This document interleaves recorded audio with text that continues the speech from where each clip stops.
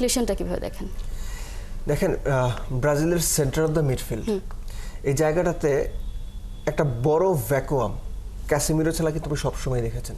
আপনি ঘুরে ফিরে যাকেই খেলিয়েছেন ক্যাসেমিরোকে কি বলা হতো? দ্য ট্যাঙ্ক, তাই না? এই যে একটা ডার্টি চ্যালেঞ্জ করা, অপোনেন্টের মানে একটা থ্রু বল ইন্টারসেপ্ট করা, একটা ডার্টি ট্যাকেল করা, কিংবা ধরেন যে একটা পার্টিকুলার খুব ক্রাঞ্চ সিচুয়েশন দারুণ একটা ডিফেন্ডিং করা এবং প্রয়োজনে গোলে সহায়তা করা। Casemiro had that all.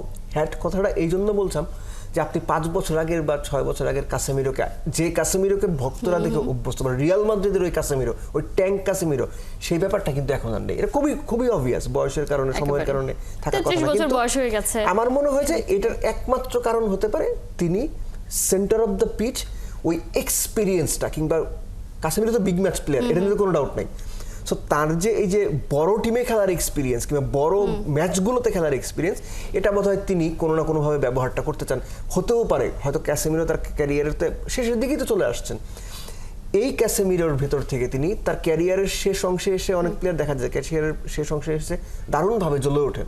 হয়তো তার বেস্টটা এই কার্লো অ্যানচেলোত্তির মাধ্যমে বের হয়ে আসতে পারে, এবং সেটা যদি হয় আমার মনে হয় ইট উইল ফ্যান্টাস্টিক থিং, যদি সেটা সম্ভব হয়। এখন কথা হচ্ছে যে ক্যাসেমিরো তার উপর যে ভরসাটা রাখা হচ্ছে, এটার প্রতিদান দিতে পারবেন কিনা। কারণ আপনি ম্যানচেস্টার ইউনাইটেড একটা সিস্টেমে খেলেছেন, সেখানে তার রোলটা একরকম ছিল। ব্রাজিল টিমে মোস্ট লাইকলি ওই একই রোলই থাকবে, কারণ তিনি তো ওই রোলেরই প্লেয়ার, তাকে অন্য কোনো জায়গায় খেলানোর কথা না।